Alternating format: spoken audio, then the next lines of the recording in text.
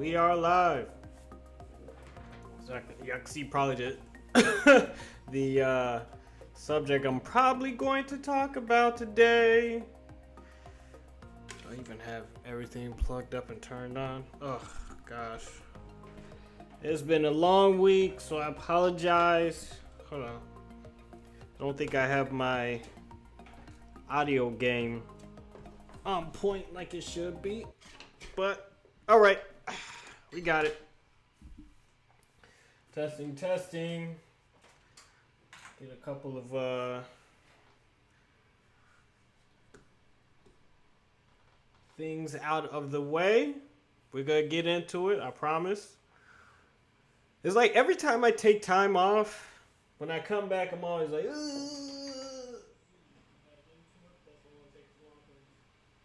All right. Hello, my fellow engineers. That's kind of what I'm calling my EE family nowadays, because we're all engineers at this point, or you kind of will be if you keep hanging out with me. So, I'm your host, the Elevated Engineer. So let's go ahead and get right into it, of course. We had to talk about it. Insurrection in America. Told you, America. I mean, we really told you the Confederates were trying to take over America. Was it an inside job? No shit. Come on, man. Like, at this point, it's like,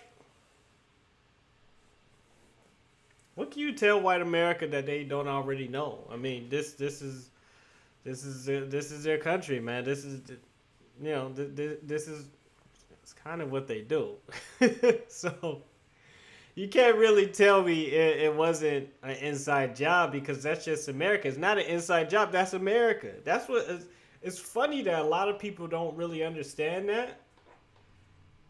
And I feel like a lot of people really do understand it, but they don't really understand to the extent of how fucking racist this country really is. This is a Nazi training ground, man. This is where the Nazis learn how to be Nazis. You feel me? So, I mean, we can keep denying, but black folks done told y'all, man. I don't know. It's not funny. It's really not, because 5 people died. It's actually pretty tragic and pretty terrible. But it just goes to show you, you know, it wasn't just Trump, man. This is America. If it wasn't Trump, it would have been somebody else. So, I mean, there's already been so much analysis about this. There's going to be so much more analysis if and when they do their next, you know, event. So I really don't want to like sit and focus on that bullshit for too much long, because I mean, all the other, you know, media types, black media or what have you, and the white mainstream media, whatever, they all go talk about this type of stuff. So I really don't want to focus on it too much, because I feel like there's a lot more stuff that black folk can really be worried about. Well, at least that I can. I don't want to speak for all black folks, but you know, that I will say this: if you're white or white identifying, and you were at that Capitol, attempted to take over this country, and you once called me a friend, I'm gonna speak this directly into the camera. Consider our friendship over at this moment. So, meh. Next topic. My BJJ martial arts journey, man. Some people have been asking me about my recent BJJ stripe video that I put online. First, well, technically it wasn't a promotion. I want to be clear about that. One, I was getting stripes added to my belt. I'll talk about that a little more. 2, I don't stripe seek, or I'm not really sure what the term for that is. But 3, I'm learning a lot about myself. So it's also affected how I approach my, well, business, education, relationships, and life, really. I mean, the thing about BJJ, And for those that don't know, it's Brazilian Jiu-Jitsu. It's a combat sport, um, whatever you want to call it. But I did want to talk about the stripes for a second.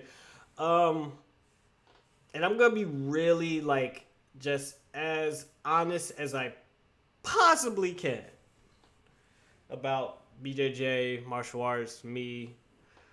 But I'll just start. Well, I won't say the beginning, but I'll start like when I really started kind of get into it a couple of years ago. Excuse me, and why it actually kind of took me, in my opinion, a lot longer than it had to be. I mean, for those that know, I got injured when I really started doing martial arts. I got injured and like actually I got injured sparring, doing Muay Thai. So I wasn't actually doing Brazilian Jiu-Jitsu, but at the time when I first started really kind of getting back into it, I was doing more Muay Thai. And I was only doing Brazilian Jiu-Jitsu really just to kind of stay in shape, and you know, and this girl had invited me to do it. She fucking smashed me. I think she did that shit on purpose. She was like, "Yo, I'm gonna go ahead and smash this dude, cause whatever." Yeah. So, I mean, you can see my struggle beer coming in, cause that's the Corona beer coming in. It's coming in. It's about BJJ. But anyways, so I got injured sparring in Muay Thai, and I had to get surgery, right? And I got the surgery. Okay, I got injured about 6 or 7 months into my 1 year of training, and I got injured. But then I kept going. Like I got injured. This is just my mind frame. I wouldn't recommend this for people. But I got injured, and I took like maybe a month off. I really didn't know how bad it was, and it was pretty bad because you know it was back, shoulder, and all that good stuff. But I took about a month off, and I couldn't spar in Muay Thai. I couldn't even roll Brazilian Jiu-Jitsu, but I just made my way through it. Like, so I finished out my 1 year at the school I was at, even though I was injured, right? And then I took about another month off, and then I got surgery, right? So I got surgery in like October of 2019, right? And then after I got my surgery, you know, I was, you know, doing rehab, trying to heal up, doing all this good stuff, right? And then I moved to where I'm at in Miami from Fort Lauderdale, Hollywood area. And so, I know I'm a little long-winded, but just rock and roll with me for a second, engineering fam. By the way, like, share, and subscribe, and leave a comment below. Just because, you know, it gets people interested. Helps me out a lot, and it's free. But I digress. So, coming off my injury, yada yada, I took... Well, I was going to start back up in the summer of 2020. Actually, I was probably going to start back up in like April or May of 2020, right? But then of course Corona hit, so all the gyms were closed. So all the gyms were closed, and I'm in Florida, so everything was pretty much locked down. So our gym, my gym that's on my in my complex that I go to, they had closed that down. So everything was closed down. So I was like, shit, well, how the hell am I gonna work out? Because at that point I thought, I was like, yeah, I could probably get back into it right now, because I felt like, all right, I got my surgery, I went through enough rehab, I feel, you know, good, my shit's moving how it's supposed to be moving, you know, however. But Corona hit, right? So once Corona hit, it was just like, oh shit, you know. So I started working out in my own spot. Like I just bought, and this was like in, yeah, like Mayish. And all the weights online and shit was all like getting sold out. They was all getting killer business, right? Because everybody was like, shit, all the gyms are closed. So I got that. I got like jumper rope, all types of shit, right? So fast forward to about July, I want to say. Yeah, fast forward to about July. I went to, I did my research. I went to about maybe 3 or 4 different martial arts school. Because I was like, my thing was like, I'm not going any place unless they got both Muay Thai and Brazilian Jiu-Jitsu. Like, I'm like, that's what I got to have. I got to have at least those two because, you know, that's what I like doing. So, search around. Finally found a spot. My guy is Master Andre. Look him up. No, I'm not even just like bullshit. Like look up Andre Guzman. Look him up. Just look him up. I ain't gonna say anything more than that. But he seemed cool. The coaches there were they seemed like they was cool, open, and I started going from there. So that was back in July. But then like school came around and I kind of got like, it wasn't really a habit yet. See, that was the point where was like, it wasn't a habit and I needed it to be a habit before I start taking it like serious. In order for it to be a habit, you gotta go consistently. But during the school year and this past fall 2020, I was just busy with school and work and just making every excuse in the world. And I would go maybe once a week, once every 2 weeks, But then, I just started seeing like, I was like, either I'm going to take this serious or not because I'm spending the money, right? So I'm putting the investment, I'm putting the time in. But one thing I will say, like getting back into it was definitely tough coming off of the injury because I hadn't rolled and or sparred or done anything in like 8 months. So I was coming like dying, getting smashed, right? Right? So, once school ended this past semester, I was just like, yeah, I'm doing it. I'm going hard. I'm going in. I'm getting to my point in a moment. But I was like, I'm going in, right? And my goal was just like, look, I'm going to just go hard. I'm not even going to, as I said before, stripe, seek. I don't know what's the term. Just the guys who just, I mean, I'm sure there's nothing against it, but that's not really me. I just was focused on, because I like winning. And I focus on like getting better. Like I want to get better. How do I get better? Because, eventually I hope to be able to compete. Why not? So, yeah, that's how I got those stripes, man. Like, I guess the crazy thing, I didn't even know I was going to get them. I kind of had a feeling that, like, something, I kind of felt like I was in the realm of, I see myself getting better. Like, I can actually see myself, like, oh, I'm getting better. I'm not falling for that same stuff. Oh, I can put a little submission, you know what I'm saying? I'm not gassing out as much. That was a big thing. I was like, okay, I'm not gassing out. So, yeah, so that's how I got those stripes, man. And surprisingly, they gave me 2 stripes. And basically, for anyone who doesn't know, basically when you get your stripes on your belt. Do I have my belt around here? Let me pull it out first. Right? Talking about stripes. So when I'm talking about stripes, I'm actually talking about these 2 pieces of tape, right? And for people outside of, the martial arts community, they're probably like, yo, what the hell is that? But, it's, for me, each stripe kind of means a lot.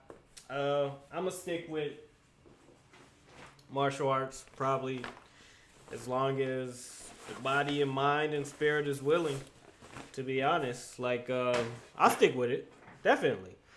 Because, I mean, even for the health benefits. I mean, the health benefits alone is like, oh yeah. You feel yourself getting better. It's like, for me, it was how I started pushing myself to that next level is I seen this video from Mike Tyson. That Mike, yeah. And he was just like straight up. He was just like, yeah, you get to a point where, you know, because it was actually about training when he had that fight, right? The one who he just had with Roy Jones. I think that was Mike Tyson, but if it wasn't, whoever, I'm sorry. But he was just, he was like, you know, when you get to a point where you're training and fighting, you know, you get to the point where, you know, the body's looking good, you feeling good, the six pack is all shit cool and everything, you know what I'm saying? That's not how he said it, but that's how I'm paraphrasing. But and he's like, yeah, that's like the first level. You know what I mean? Like, that's like the first level of fighting. You got to get past that. You don't buy into that, because that's not where you want to be. Where you want to be is you reach that next level of the pain. When, you know what I'm saying? Like the pain where it's like, all right, yeah, I got the six pack, whatever. Girls are kind of like, oh, you know, all that. That's nice, but that ain't why I'm doing this. It's nice, but that's not why I'm doing this. Even though BJJ girls are kind of hot, it's kind of crazy, because you're just like, wait a second, I didn't know y'all was gonna be looking that good. Oh, but anyway, but you got to move past the pain, and that's what I was doing. You know, you get to a point where you're like, you go even when you don't want to go. Like, I didn't want to go today, but I did it, you know? And once you get to that point, that's where you know you're on the right path. So that path is a tricky one, man. It's a tough one, man. Everybody's different. Also, you shouldn't be, and again, this is experience from a white belt, someone who hasn't nearly been doing it as long as some of these other guys on YouTube who you can get a lot of good information from. But you get to that pain, you get to that grind, and you know, I guess your coaches notice. So as a white belt, I mean, you want to talk about losing. That's all I did was lose for 6 months. But they saw something in me. So yeah, that's my BJJ journey, man. I think you can apply that to anything. So next topic. Finally. I'm thinking that my web scraper video will be up in about a week. So that's gonna be another edition for the Get on Code series. This will be a series about data science and analysis tools and techniques. So basically, I'm building a web application. I actually have some of the stuff put on my website. It's alterrealitytechnology.com. I'm posting some of my projects up there just to highlight. I have a Vectors in Space demo up there, and I have kind of my image analyzer / computer vision project up there, where I'm analyzing a bunch of comic books and basically showing people how computers look at images, and I'm just use comic books. There's a big comic book data, not database, but on Kaggle. Yeah, they have a big data set. Yes, big data set that Kaggle has for comic book. I just analyze the shit out of them, throw them through a CNN. I think I was talking about this on a previous episode, but throwing them through a CNN, analyzing, getting the stats of them, F1 score, regression, etc., etc. Really, this is just to highlight my application. But the one I got up on the site right now really is just like, it's a really big application that I have built. Like, the one I have built is on Kaggle, right? Is it Kaggle or Colab?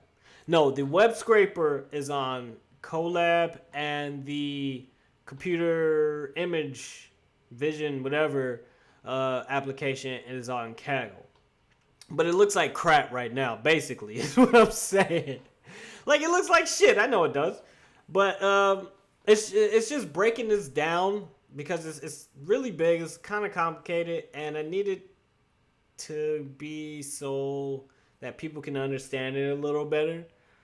Because right now, it's like you just see just like a little data frame I collected, and it has like 3 different random training and testing sets, and these testing sets are more or less being run through, the training models. So yeah. I don't want to go too technical because that's not the show today. No. So yeah, man, doing this web scraper. I mean, the biggest thing about this web scraper, I want to say experience. Yeah, this web scraper experience is that it's the research involved. So the research, but not only the research, the testing, actual building the application, and then the editing. It's the editing of the videos that's like, because it's like, even though it seems like that should be the easiest thing, that's the thing that, like, really, the research and the coding and all that stuff is kind of fun, and that only takes as long as it has to. But it's the editing, because the editing is like what you have to do after you've done all that, and you're just like, God damn it, I don't want to edit this video. I want to go to sleep. So yeah, my thing is I want to have that released maybe by the end of next week. I'm working on so much stuff. It's if I told people everything I was working on, you probably wouldn't believe me. But I am a scientist. So, and an engineer. So, it's funny. I'm going to go on a rant. It's funny when you see engineers, like they'll be interviewing some engineer guy on the news or something. And I think we as engineers, we kind of recognize other engineers who are really like, whether they be developers and whatever your thing is, because you can just look at their eyes, and their eyes are just like, you're just explaining it to people. The eyes are always like half shut and bloodshot. They're just explaining it to the commentator, and he's just like, yes, can you explain that? You just see the engineer just a lot of times just shaking his head, because you can tell he or she is so tired, because they've been looking at whatever the hell they've been looking at for the last like 8 days straight. You're just like, yeah, I know what I'm talking about. I'm sorry, that's just a rant, but you can always tell when somebody's a straight engineer, a mathematician, or a physicist. Like, you just know, like, I feel like engineers are like the regular guys of the scientific community. kind of like the guys when, like, because mathematicians and physicists are like super smart, but like, oh, I'm gonna catch hell for this. I know I'm gonna catch hell. I'm gonna do it though. Fuck it. Physicists are like super smart, but they kind of live in this whole made up, make believe world, and it's nice, and it's definitely important. But it's like, okay, that's great, but is it gonna work? Is it really gonna work? And they're like, oh yeah, I proved that it'll work. In engineer, you're like, okay, you proved it. Show me the math, and they'll show you math. You're like, okay, that's nice, but is that gonna work? Whereas mathematicians are like these people who are just like, again, super smart, but they're like, oh, I have this proof, I have this theorem, and it can prove this, and you just gotta do this, and that. You gotta implement this theorem and this algorithm and this proof and this blah blah blah. You're like, okay, that's great, but how do I make that work?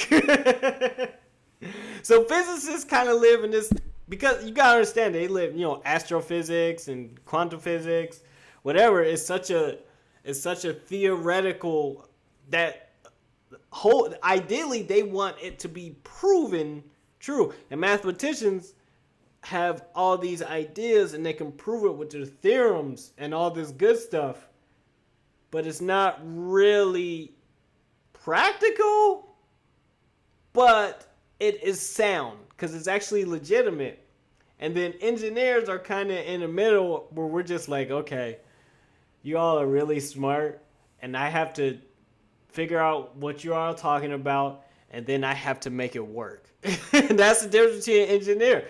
We actually take what these really smart people do and kind of dumb it down as much as humanly possible, i.e., build stuff from it that everyone can use or most people can use, and it seems very simple to the user.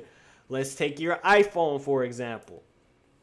The concept of a smartphone and all this good stuff has been around for quite some time, for decades and decades. It took engineers to get all that math, all the network science, all the communication stuff, the video, the CPU, all that stuff, put it together in one little rectangle with the screen on there so that people can understand it. So now everyone walks around with an iPhone or an Android or what have you, and they all think that they're geniuses. Not all of them think that they're geniuses, but you all get the point. The point is, engineers kind of make all this stuff come together. So when I say we're kind of like the regular guys of the scientific community, we are scientists, and I'm not complimenting myself, but pretty much every engineer I know is pretty smart. But we are definitely we're not like the geniuses, although the stuff we makes us look like we're geniuses. But I don't think most engineers, I'm sure some of them are. I mean, of course, they're very super ultra smart people, but I think a lot of times, it's not more genius. It's just like hard work, and that's what I was talking about earlier with the guy when you can recognize the guy as an engineer when they interview him on TV, because he just looks tired because he's been working, in his field, in his craft for forever long until he gets it right. Like, so that's what I do. Like, as an engineer, that's what I really brought in terms of, my martial arts. I brought that into my engineering as well, which is kind of interesting because I never really thought about it that way until recently. Meaning that it's a marathon. Anytime you go into these environments of these, super competitive people, whether it's education or martial arts, whatever, you're going to see people who are going to be better than you. There's going to be people who are going to, pick up stuff faster than you. And then you got to work on that stuff. But you pick up other stuff faster than them, too. There are things that you bring. So I think that's what I know that's what I'm bringing to these Get on Code videos, elevated engineering episodes. So other people can get a shot. So that's it for this episode of Elevated, man. I'm your host, of course, the engineer that's elevated. Be safe, family. Again, like, share, subscribe, comment. Did I already say share? Well, I already say share, whatever. Cause, man, we need more smart black folk. More smart people, period. But we really need more smart black folk. So, that's it.